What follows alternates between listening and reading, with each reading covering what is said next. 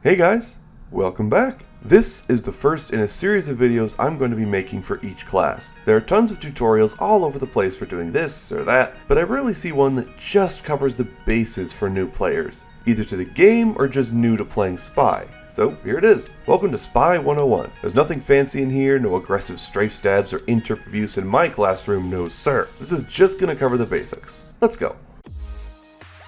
The most frequent mistake a new spy probably makes is running out of cloak at a bad time. And yes, this applies to the cloak and dagger too. We'll get there. Spy is not just fragile, he's a big target for the enemy team thanks to the immense threat he poses if left unattended. That being the case, new spies are tempted to just stay invisible all the time to minimize risk to themselves. This strategy can work, but it leads to a lot of situations where you just run out of cloak battery at a really bad time. Fact is, once you memorize the layout of the map and are aware of where the teams are moving, you can stay uncloaked and even undisguised for long stretches of time. Your cloak ideally should be used when setting yourself up for a stab or escaping, and since you will need to escape, you want to maximize how much juice you have in your watch after you stab. You do not want to use it all up just getting in position, and then have no battery to escape with after getting the stab. The Electron J is sort of a band-aid for spies who aren't very good at cloak management, like me, since you aren't actually supposed to be invisible 24/7. Now all the Cloak and Dagger fans in the audience are probably writhing in their seats, just waiting for me to bring up how this unlock gives you unlimited cloak. Alright, it's your turn now. The Cloak and Dagger has motion-sensitive invisibility. It only drains when you're moving. While that's useful and certainly encourages a more patient, wait-for-your-moment style, the problem here is that since you can stay invisible forever, most Cloak and Dagger spies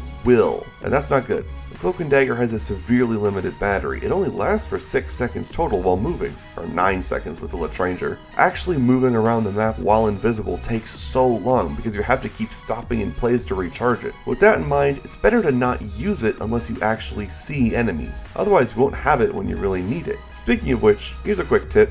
Decloak behind stuff. Rocks, boxes, around corners. This actually makes the decloak sound harder for enemies to pinpoint.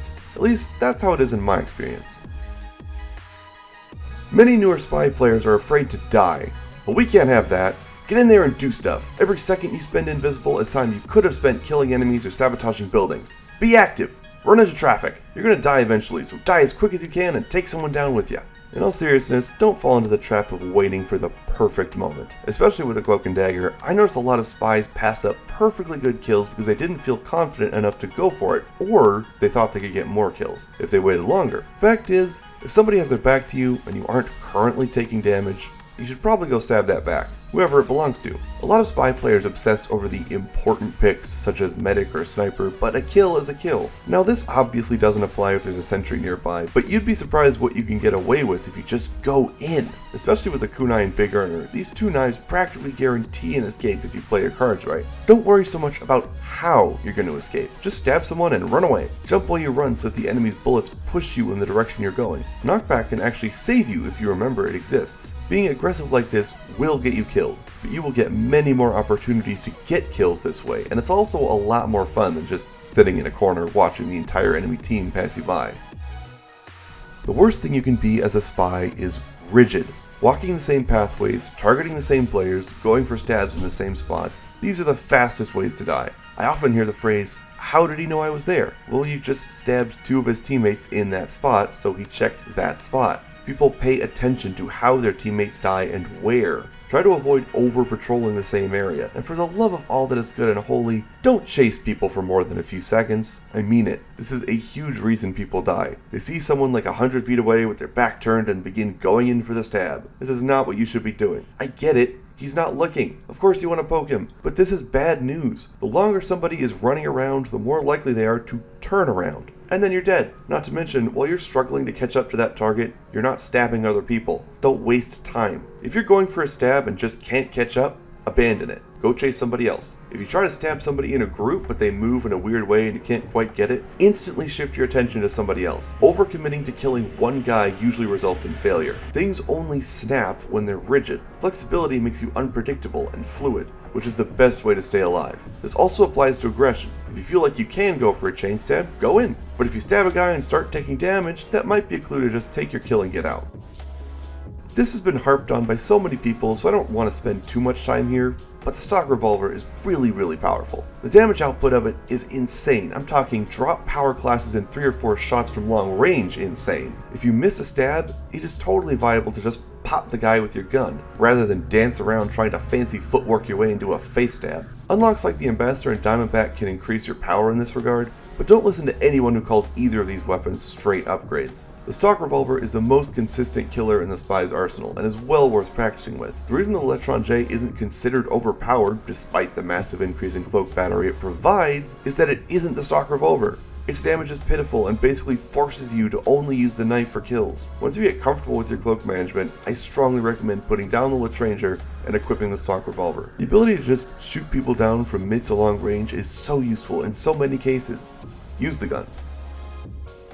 Look, it's no secret that disguises can often fail, but that's because people do it wrong. First of all, if you just run around the map disguised as a scout, stop it. Nothing is more obvious than a slightly slow scout, believe me. But hey, the scout disguise is helpful for staying under the radar when there's a lot going on. Approaching a group of enemies while they're distracted by a big fight, that's when the scout disguise works, since it keeps your profile relatively low. But here's the mistake that many experienced spies still make. Don't disguise as the same thing too much. People catch on really quickly. Each time you disguise should ideally be as a different class. If somebody spots you while uncloaked, go invisible and switch disguises. That way, if they say spy demo, their callout will be worthless. Valve made switching disguises near instant for a reason. You aren't supposed to just disguise as the same thing every time. None of this applies if you use the Your Eternal Reward. I hate that weapon name. The Your Eternal Reward. I just stumble over it every single time. Anyway, if you use the Your Eternal Reward, you're gonna naturally be switching disguises constantly just by killing people. So don't even worry about this section. The YER does so much to help you stay under the radar, it's unreal. Also, don't hold the wrong weapon. You can actually change the weapon your disguise is holding. How? Well, first of all, TF2 has a button which will automatically disguise you as the last disguise you used when hit. So if you disguise as a demo man and then die, upon respawning, hitting the last disguise button will automatically disguise you as a demo man. This is not super useful since you should be changing disguises, but this button takes on a new purpose once already disguised. While disguised, if you want to change the weapon your disguise is holding, just switch to that weapon and hit the last disguise button. Example, I'm disguised as medic. It doesn't make sense to have the needle gun out. What medic would do that? So I switch to my sapper and hit the last disguise button, and my disguise is now holding the medigun. This can make your disguises much more believable, especially if you switch weapons while other players are looking at you. It helps you blend in if they see you switch weapons, since a lot of players forget Spy can do that. If you're really into mind games, you could take this to the next level by disguising as a heavy and switching to the sandwich to trick medics into coming close to you for a heal while you're patiently waiting to stab them. Don't take that as advice, it isn't likely to work, but man, it would be satisfying to pull off. In general, if the enemy can't keep track of what you're disguised as, you're doing a good job, and all it takes is pulling out the disguise kit every couple minutes.